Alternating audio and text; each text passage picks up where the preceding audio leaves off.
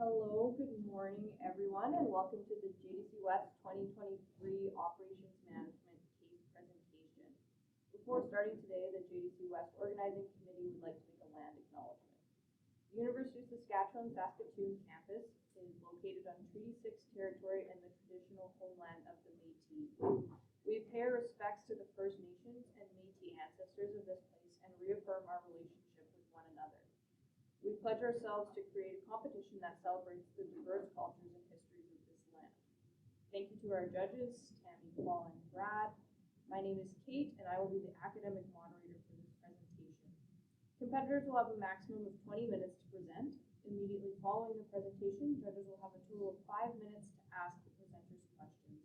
Our academic timekeeper, who's in orange in the corner up there, will hold up timing cues throughout the presentation and question period. Judges will indicate their intent to ask a question through raising their hand. I, the presentation moderator, will call on them to ask their question. Once the question period has concluded, the delegates will be escorted to a blue room. No questions or comments will be permitted from the audience at any time. Please ensure that your cell phones are turned to silent and there's no talking amongst yourselves or signaling to the competitors throughout their presentation. Competitors, you are free to begin your presentation.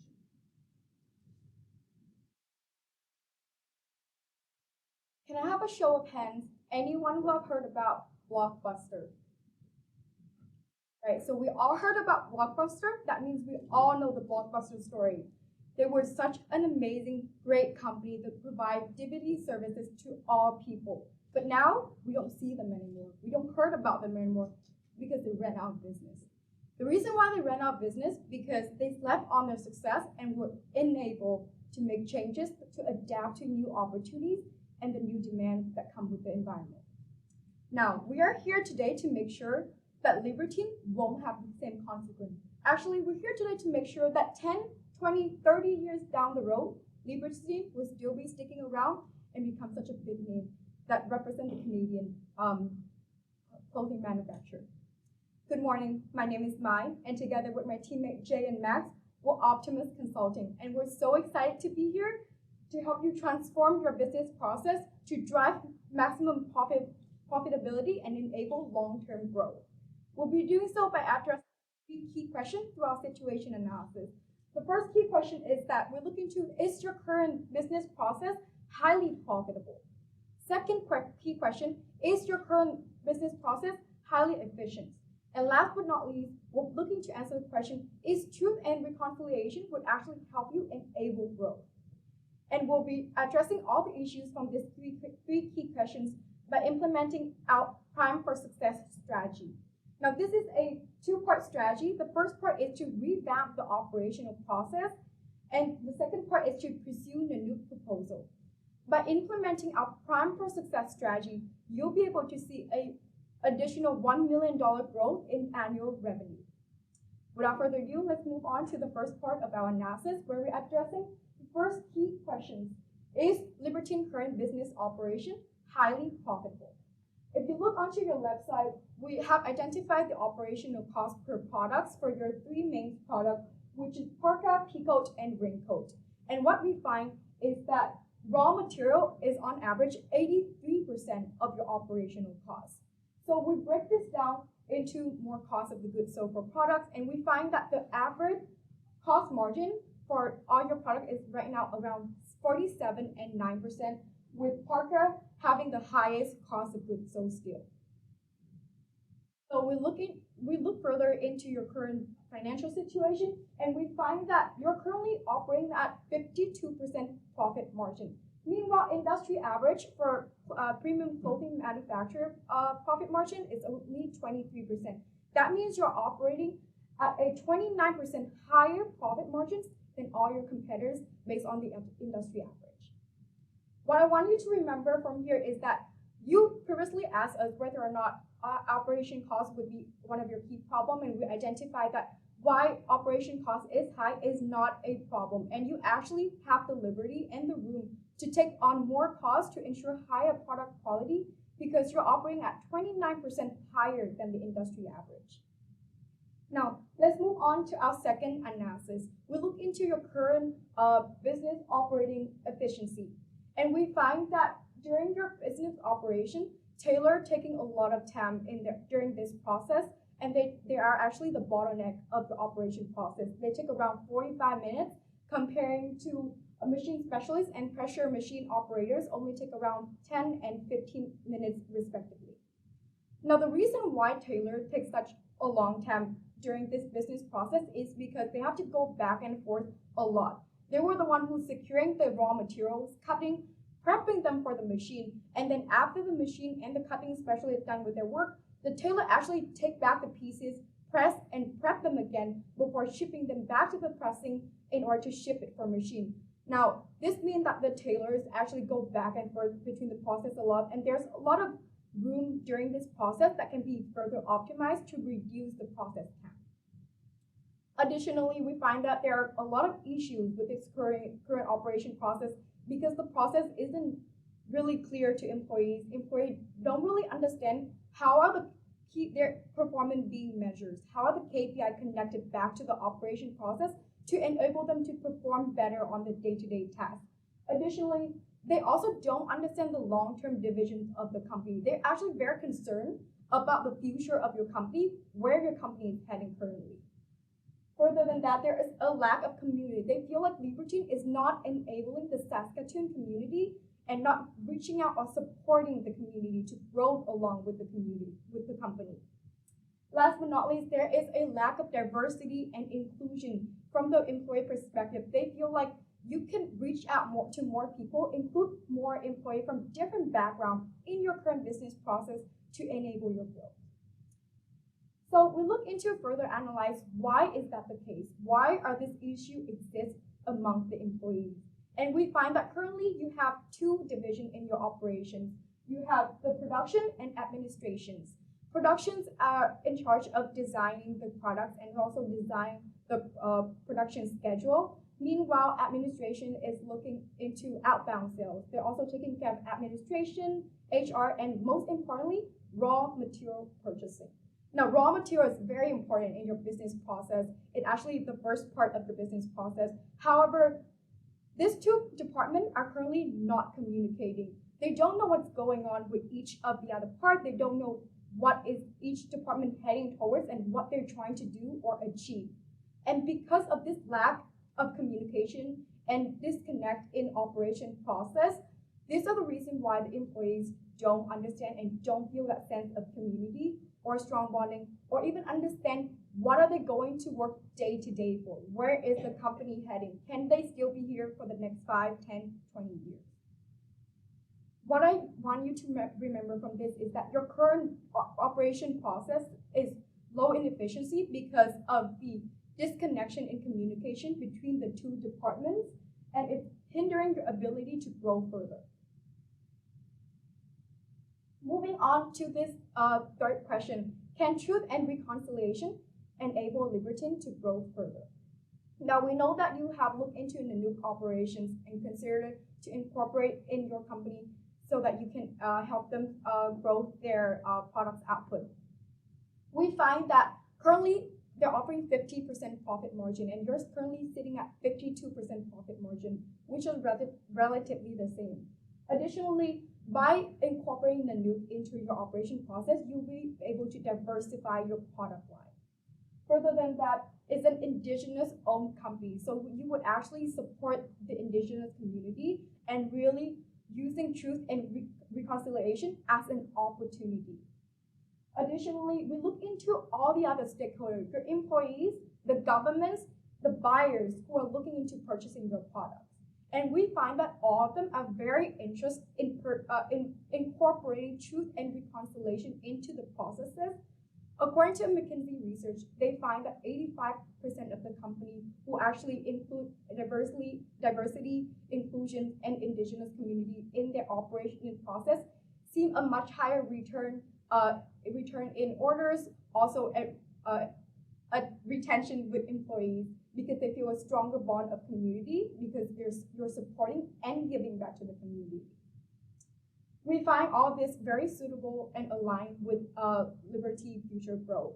So in order to grow further, you actually have to incorporate truth and reconciliation into your operation process because it's opening so many doors and opportunities.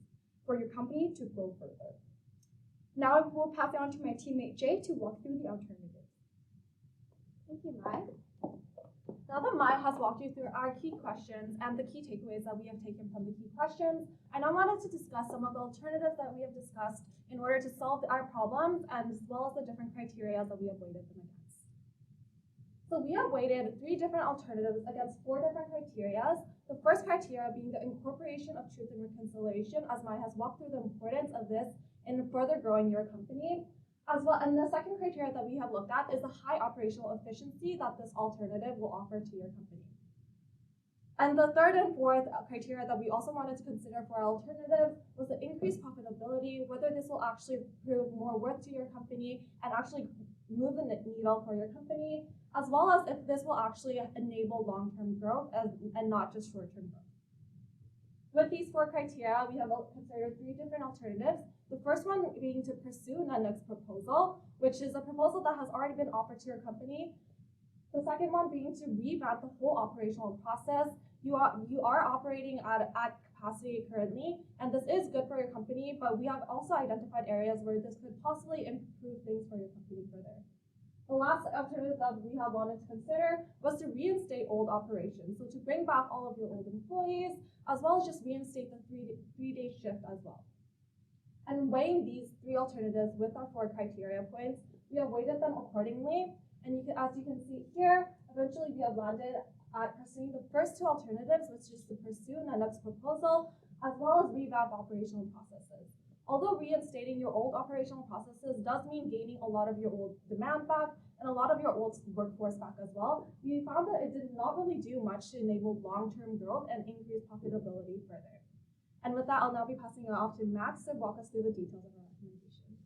Thank you so much, Jay. So moving into our recommendation overview, as Mai went through in our analysis, we saw that Liberty does not need to worry as much about per unit costs since they have significantly higher profit margins. We also saw that operationally speaking, internal communication is a major issue, and Liberty needs to incorporate truth and reconciliation to really ensure long-term growth into the future. Thus, our Prime for Success strategy incorporates the revamping of the operational process to incorporate new suppliers and to change around processes, along with pursuing the NUC's proposal to ensure growth into the future. Moving into our first recommendation, the revamping of operational processes, we saw that we wanted to shift suppliers along with tailoring responsibilities, or shifting tailoring responsibilities. First off, with shifting suppliers, we suggested swapping to Good Luck Duck. This as a whole was to incorporate and improve quality in the long run. Currently with Melford Mallards, it is significantly lower compared to Good Luck Duck. So even though it has a higher per cost unit, you're able to take that and reduce the profit margins. And how we want to incorporate this new supplier, we suggest shifting, of course, to Good Luck Duck, picking materials, and that. And with that, you'll be able to more align with Good Luck Duck, ensuring that there's processes, ensuring that there's new shipping routes, and making sure that there's a consistent long-term strategy, long-term contract as a whole, to make sure that there's no shifting costs moving forward. Looking at our second part of the recommendation, it is to reduce tailoring bottleneck. So this will allow you to shift processes.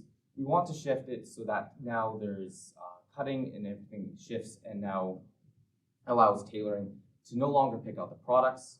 With tailoring, no longer need to pick out products. This will reduce your tailoring product time by 5 minutes. This will help reduce lead time and improve operational efficiency, and allowing you to move forward with everything. While shifting responsibilities is difficult, ensuring work manuals and procedures are maintained moving forward is important. And thirdly, we want to introduce internal communication. This, while there is significant cash implications, we want to make sure that Slack communication is introduced. It is a low-cost option and allows you to more introduce with the departments and reduce all the barriers that are involved. With this, it is aligning on company values and making sure that there's monthly memos. With this, it'll allow you to make sure that all of these departments are aligned on their values, ensuring that there's goals set and making sure that everyone is happy working for Liberty. With this first recommendation, it'll allow you to improve your fill power by 41%. It'll also allow your tailoring time to reduce by 17%, improving operational efficiency, and also with that increase units per day by 3, and also improve internal communication moving forward to ensure everyone is aligned within the company. Moving into the second recommendation, which is pursuing Nanook's proposal. We saw Nanook as an important factor to ensure that that truth and reconciliation is adopted, along with filling in the demand gaps with the loss of Hudson's Bay. So with the current proposal, we saw that it was a 3 shifts per week, along with a 2-year contract. And with the capital requirements, we suggest doing a proposal that'll shift it down to two shifts per week for 16 hours. This will reduce the amount of retrofitting and initial costs to start up the proposal. We also suggest the main part being to initiate a joint selling agreement.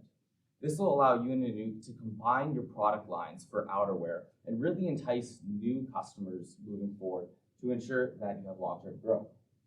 We also suggest reducing and making sure that Nanook accounts for 50% of the retrofitting costs. This will help reduce initial costs and allow you to move forward. For how we want to introduce this, we want to, of course, communicate with Nanook, ensure that everyone is aligned and both parties are happy since this is a joint mutual agreement, and also hire back the old employees that were previously laid off for the 3rd shift. This will only be for part-time work, which may be an issue for some of these employees. However, we do see that there is an option to use overtime pay for the current employees if the old ones will not come back. And by partnering with Nanook, it'll allow you to increase your profit or have initial 50% profit margins with Nanook's products and to help tide over initial lost demand from Hudson's Bay. It'll allow you to incorporate truth and reconciliation to help appease employees who really want it and to show that you really care to all your customers and everyone across Canada. It'll also allow you to have this new product line for outerwear to really entice these customers to show that you care and to help make sure that nothing like Hudson's Bay will ever happen again. Now I'll pass it on to Jay for implementation. Thank you, Max. Now that Max has actually walked you through the details of our recommendation, I now wanted to walk you through the details of how to actually implement this. So to start us off, I'll be going through the first implementation timeline for revamping the whole operations process. This is a 2-year timeline, and we have allocated the first quarter for your company to actually source and negotiate and enter negotiations with Good Luck Duck. This will be to ensure that you have the correct legal procedures in place and to make sure that you enter into a fair procedure with Good Luck Duck and your new supplier. At the same time, you will be relaying the information to your internal team so that everything is ready and set for when Good Luck Duck supplies are coming into your company. After that, we did allocate another quarter to enter a testing phase with Good Luck Duck to just ensure that everything does fit in seamlessly into the operations process and the manufacturing process as well. And we wanted to take key learnings and analysis from this. And after that, we will enter into a solid 2-year contract with Good Luck Duck to ensure that everything is stable and stable conditions are met. We see our main milestone being the actual signing of the contract halfway through 2023, as well as another contract halfway through 2023. Afterwards, we also wanted to standardize the tailoring processes so that when tailoring times are reduced, everyone will have a standard process to be met, and everyone will be able to know what output to produce at a timely manner. Afterwards, we will also be licensing Slack and just introducing Slack to your internal team as well, and with all 3 of these steps, we will have our revamping of the operations process. We see our main key performance indicator for this recommendation being the tailor efficiency increasing by 17%. For our second recommendation and the implementation timeline for this, we have also allocated 2 years for this, with the first quarter of your company actually drafting the counter proposal to Nanook. As we are not actually agreeing wholly to the conditions set up by Nanook, we will be drafting a counter proposal and entering negotiations with them for the first quarter. Afterwards, we will be giving memos to the internal company, to your internal employees, to just ensure that everything will be, that the operational processes are streamlined and everything will be done in a timely manner. We will also be rehiring your old employees as well as retrofitting initially at the same time. Afterwards, we will be just monitoring the Nanook operations and ensuring that everything is following efficiently and seamlessly. And we will be revisiting and adding addendums to the contract as you see fit, approximately a year later. The main milestones we see here is the initial signing of the 2-year contract with Nanook, as well as observing the Nanook operations. In terms of financials and how much this recommendation will cost your company, we have allocated approximately $600,000 for the first year, and the cost does decrease through the second year as well. And you will be seeing a $1.1 million annually from the Nanook revenues and the increased Taylor output. We have also gone through some of the risk and mitigations for this recommendation, but I would love to walk you through this later on in our Q&A. But for now, I will pass it off for our conclusion. Thank you, Jay. Inability to change is the reason why a lot of business go out and lose their advantage. However, the differences between good and bad company is that good company look at changes as opportunities instead of threat.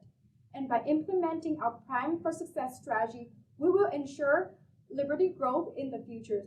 But initially, you'll be able to see a 1.1 additional revenue coming from this recommendation and further growth down the road. Thank you for listening.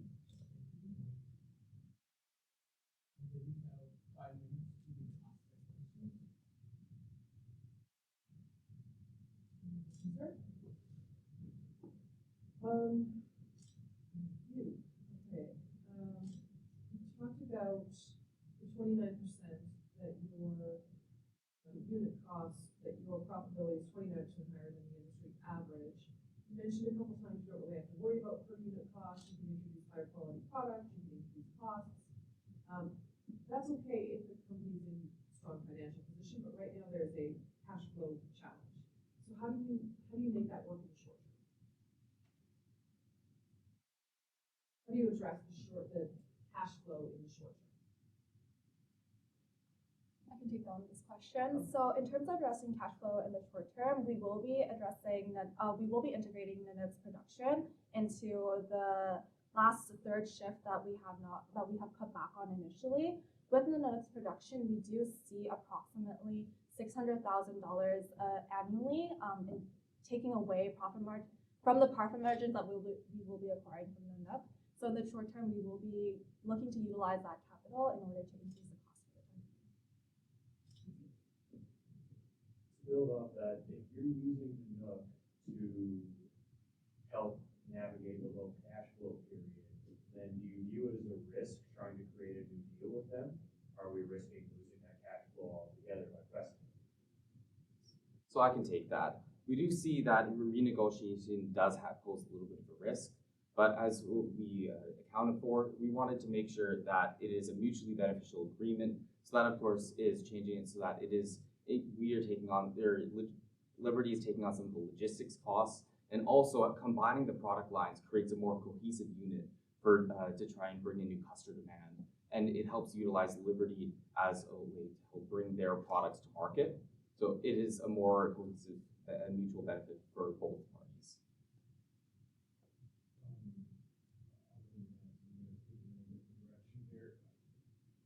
A lot of staff surveys talk about social responsibility.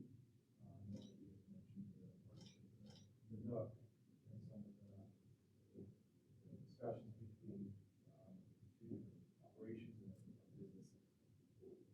Where do you see that fitting in outside of the Nanook? Have you guys kind of looked into that? Have any thoughts on that? So I can take this question. Just want to clarify. You want to ask how inclusion and corporate social responsibility would be incorporated in the new operation process? So we definitely have considered including corporate social responsibility in the new process. Actually, it would be the main point of the new process, because now that you have incorporated the new in your process and also communicate with employees about the whys and the hows of these changes going to happen, and how would that impact them as employees, and how would that impact Saskatchewan community in the long run. So we really need to communicate that changes before the change even happened, so that people internally and external stakeholders knows that we are taking steps to address the changes and also address the asks coming from both external and internal stakeholders. Do you see costs associated with implementing the truth and reconciliation strategies into the operation, and so what might those costs be?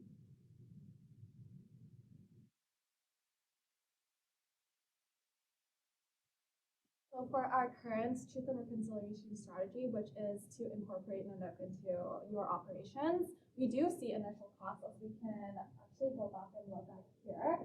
So the increased cost that we will foresee for the time being is the retrofitting, as well as the additional wages and overhead costs that we will need to take on in order to incorporate NANUC's production into our production line.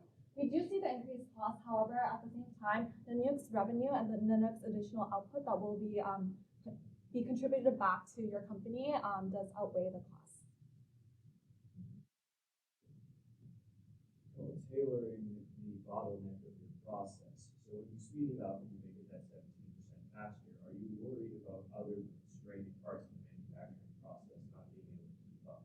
Are you just going to get more stuff tailored faster and have it hit the same wall at that point? So this is more switching the processes. So this is, right now, tailoring takes on a lot of the responsibilities throughout the whole process. So this is swapping and taking the cutting process, anyone who's the cutting and machining specialist, and having them actually take on some of the tailoring, which is more picking the products. So they pick the materials and ensure that it's delivered to the tailors, since there's significant downtime for the machinists as a whole. So this will allow you to, with procedures and make sure that everything's standardized, it'll allow them to make sure that tailors are only focusing on actually tailoring the products instead of picking anything out. All right, thank you so much, guys.